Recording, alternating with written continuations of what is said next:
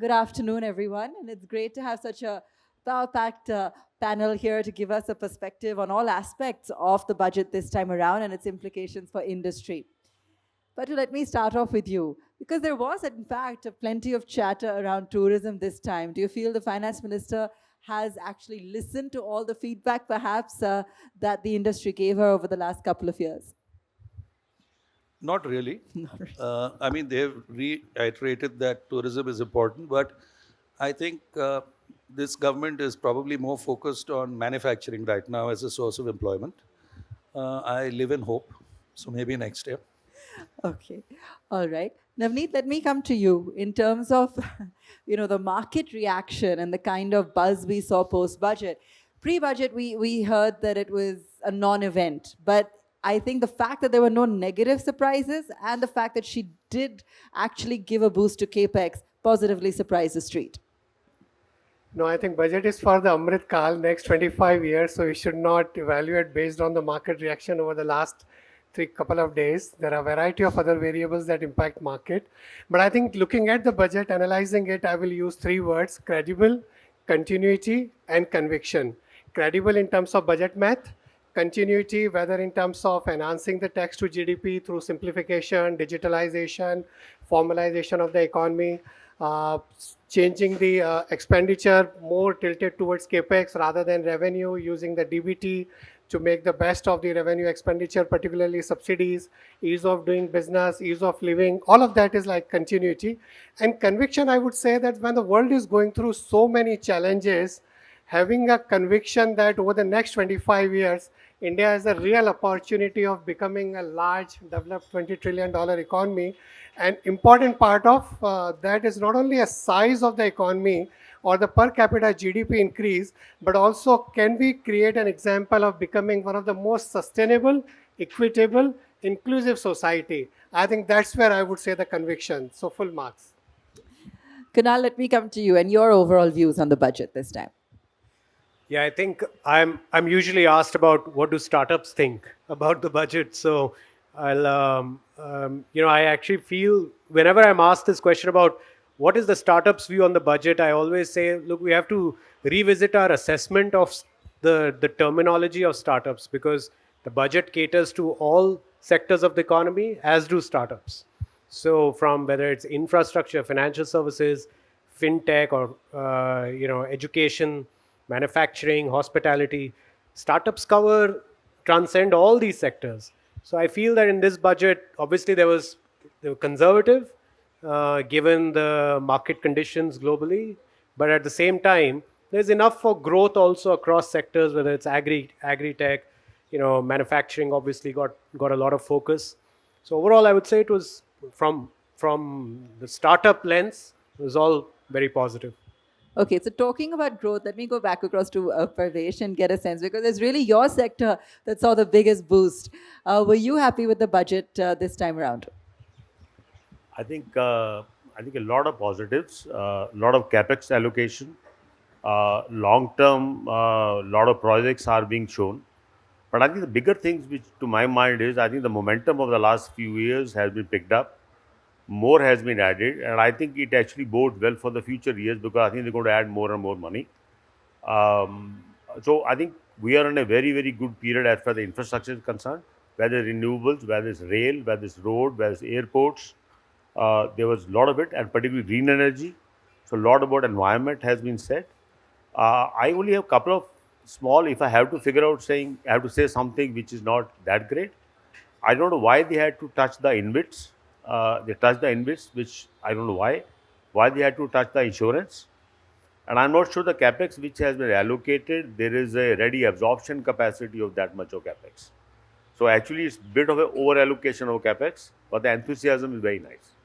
That's an interesting point, and I'll come back to that. But Prashant, I heard you nodding on the piece on insurance. I think the market was wondering that too. Why touch it? Yeah, it came as a negative surprise to all of us, because we were representing that insurance should have better carve-outs as far as tax is concerned. Over the years, we have seen that the use or usage of ATC has been going down for insurance, and that number has been flat for many years. But 1010D is something which is quite relevant, which means you get all your proceeds tax-free if you have bought a policy which has 10 times the sum assured. This time, there is a cap of up to 5 lakhs on traditional policies. It came in ULIP a couple of years ago for more than 250,000. This time, it was more than 5 lakhs. And that is something which has evoked a negative reaction from the industry, from share market. All the listed stocks are down anywhere between 10 to 15%. While on one side there's a market reaction, but on the other side, I think insurance as a vehicle is one of the most trusted vehicles as far as savings in India is concerned. And because of our long-term nature, etc., all of us serve a lot to retired customers. So people who are buying, typically buying more than 5 lakhs policies, are trying to save for their retirement period. And hence, a recommendation of this kind definitely has a bigger impact, which we are trying to see how to mitigate. At the same time, I think the government intent actually to tax wealthy people is quite well understood. But somebody who is able to afford 5 lakhs may not necessarily be wealthy. I mean, people who are earning more than around 30, 40 lakhs are not really particularly wealthy people. So our view is that that benefit should have continued. If we had to tax, maybe we could tax more than 10 lakhs, not 5 lakhs. Of course, as an industry, will represent and see which way it goes, but definitely a negative reaction. All right. Rahul, coming to you. And I want to get your perspective on the entire angel tax issue, because that's much talked about in the startup ecosystem. There was a sense that perhaps if that could have been eased out, it might have been a little bit more of a fillip to the sector. No, so the way I look at it, for startups, there are two things which are very important, right? Access to more money, and angels play a very important role in it. And over the last few years, we have talked about how do we get access to more domestic capital. And the second thing, which I would also want to expand the question, which is on ESOP taxation at the point of exercise. So I think these two things, remain a recurring ask for last several years. We continue to hope that it will come in the budget, hopefully very soon, or maybe as a separate topic, because these are two fundamental things of how do you create value for employees and investors, and how do you attract more and more people coming into the sector. However, I would say that I continue to remain excited about the fact that just few years back, startup was not part of the budget conversation. So the fact that startups are talked about in the budget conversation, the country is continuing to think about how can we have more startups, not just facilitated by the central actions, but also by states encouraging startups to come in, is a positive direction that I would believe. She definitely did mention the word several times, Kunal, and also talked about, pockets, like you mentioned, fintech, and driving action in those segments in particular. Do you feel that perhaps the startup ecosystem would have wanted more of a fillip, or that just the fact that they're being recognized as such is a good start?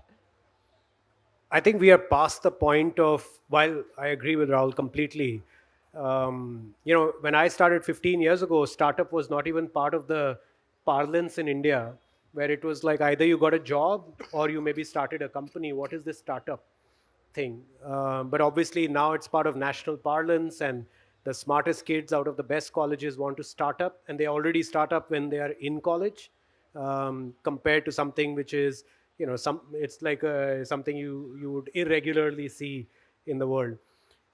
I do feel that while this recognition is great, we are past that point as an ecosystem now. I think we feel abundantly recognized. I think at this point in time, we are now part of the conversation in various industries, right? If agriculture is having a conversation about how to move that industry forward, startups are part of the table, where they are saying, here's how we are using technology to bridge the gap between demand and supply and make things more efficient. Same in financial services, same in manufacturing, so on and so forth.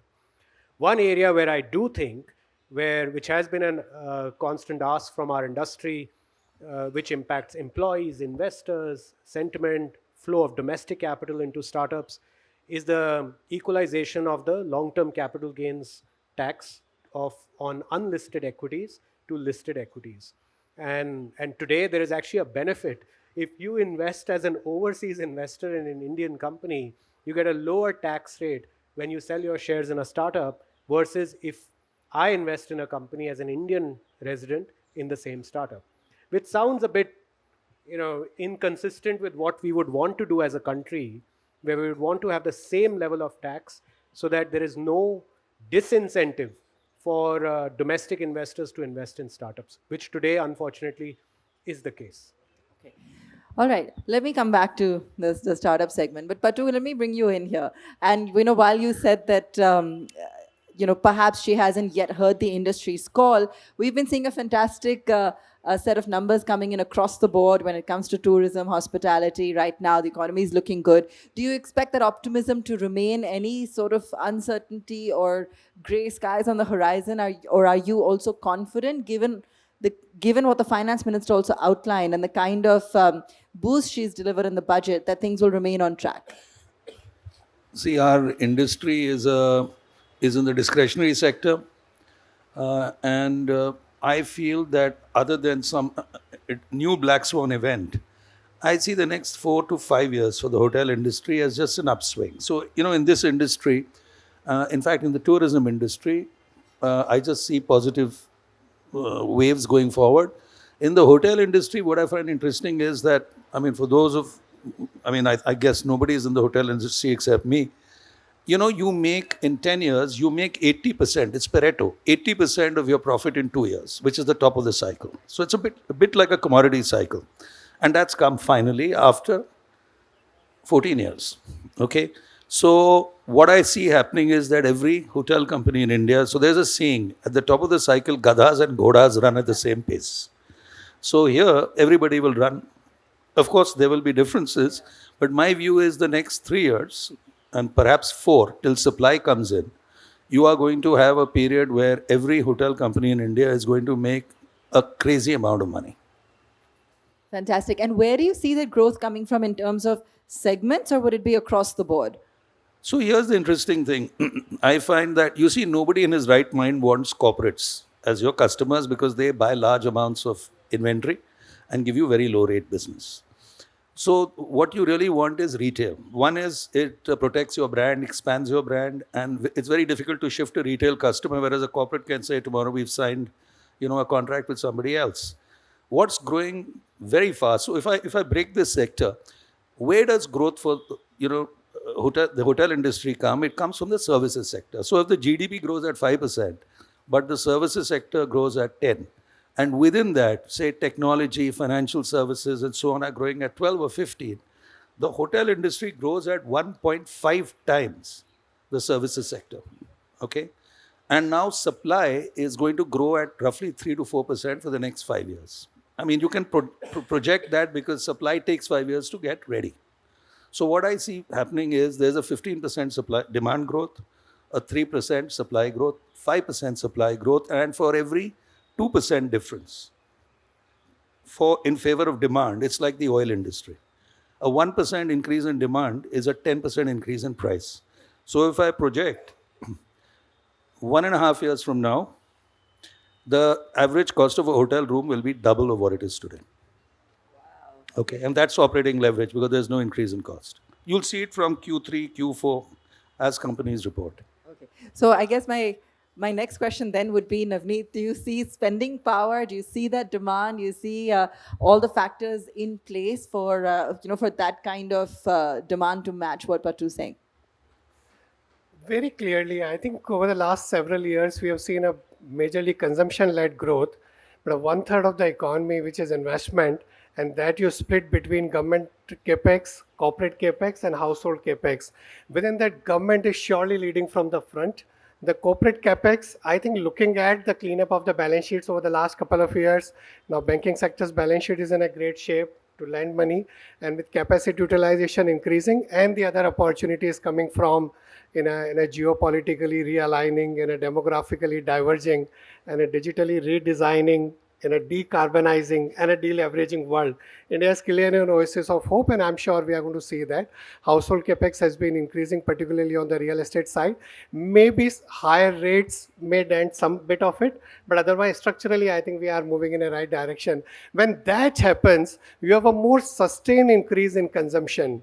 Because when investment cycle kicks in, you have jobs getting created, incomes rising, people consume more, people save more. When people save more, it goes into investment, which in turn creates more capacity and more jobs. So I think we are likely to enter into that virtuous cycle after a very long time. Okay, so let me ask you, Prashant, talking about savings, because there was also debate, it was playing out earlier, on one of the other panels and post-budget otherwise, in terms of whether or not this is going to result in less of a savings economy, or will it be savings of a different kind as the economy moves to different instruments? I think from the vantage point of life insurance, where we see a lot of savings come through, I think post demonetization, we saw formalization, which led to savings flow through to companies like us, of course, to mutual funds. And I can see across all financial services cohorts a steady increase in savings inflows. For example, COVID was a very difficult year, but our industry didn't stop. Actually, year on year, we have seen savings of or inflows, new premium of about 15 to 20% growth, which is one of the very robust growths that I've seen in over a very long period of time. So my sense is that as wealth permeates, people will spend, and I think people will continue to save also. And I think that means an overall growth for all the sectors of economy. From our perspective, I think life insurance as a category holds license to be in several zones. And you must have read quite a lot about life insurance over the last couple of quarters. We have a new chairman who is very visionary. He has a vision of where life insurance industry should be in by 2047, which is 100 years of independence. And I think across not just savings, plain savings, but retirement saving, pure protection, reaching out to tier 2, tier 3 and village levels, I think there's a lot of work that needs to happen. And I think all that is definitely good news. And personally speaking, I feel very optimistic about which way savings in general and life insurance in particular is headed. So a lot of this hinges on the Capex push and the supply side measures that she's talked about. Parvesh, you talked about the absorption being perhaps a challenge. Would you like to elaborate a little bit more on that? Yeah, I think before I go there, one couple of other things I just want to add. What I find very redeeming is this long-term loan to states, 50-year loans, interest-free or low interest rate, because whatever development was to happen, which is led by the central government, were happening very well. States were not really picking up the wake what they're supposed to. They're supposed to be 50-50. It was becoming actually like almost 1:2.5. With this coming in, if the state come to the party, I think that will happen. There's one thing. Other one is the urban infra. We're not yet able to crack this threesome of center, state, and the municipal body, because of which there's a lot of gap at the urban infra level. On the absorption side, I think road sector can pick up all the funds it has. I find railways not yet shovel ready with the kind of money which has been given. Metro, yes, but Indian Railways per se, I mean, railway just came out of these high, operating ratios just like 2 or 3 years ago. For them to be absorbed, to be able to absorb 2 lakh plus crores in a year, one wonder how and when that's going to happen. So that's, I think, one part absorption there. But I think suffice is to say, a lot of funds are being done. But the last part, which is actually far more redeeming for me than anything else, I think the private sector capex is picking up. That has not happened very often. With the private sector capex now picking up, I think that is the actual boost which will happen now. All right. I want to also touch upon digitization. Kunal, let me come to you on that, because a lot of talk about that, and the government also seems to be on a very firm path to ensure that they're also driving that, when it comes to systems and regulations and bringing the country online. We just want to get your thoughts on how you see this evolving over the next few years. I personally think that we are living in such an exciting time in our country, because India at this point in time is arguably the most or one of the top two most digitized nations in the world. And that brings with it so many advantages, whether it is, and it plays a role in our daily lives now, right? From UPI and now with the new platform ONDC, which the government's launching for democratizing e-commerce, to the India Health Stack for democratization of healthcare services and access to them. The benefits of this will start becoming more and more. We are already seeing the benefits of digital transactions. We'll start seeing the benefits of ONDC in our day-to-day commerce or digital commerce. We'll start seeing the benefits of India Health Stack in our daily lives. You know, if anyone's used Digi Yatra, like everyone's been, there are the long lines and then there are the short lines of the people with the app, right? So we are seeing the benefits of digitization in our day-to-day lives now. And I feel this is a trend that will keep continuing even in this budget. The fact that PAN will be a single source of truth as an identifier, the stuff the government's doing around data embassies. There's just so many. There's an initiative after initiative after initiative allowing for digitization to seep deeper into our daily lives. And for the most part, it's a very positive thing because it brings more productivity, more efficiency, more democratization of services, right? Now, irrespective of where you are in the country and who you are, you will have access to most of these digital services everywhere. And the government continues to invest.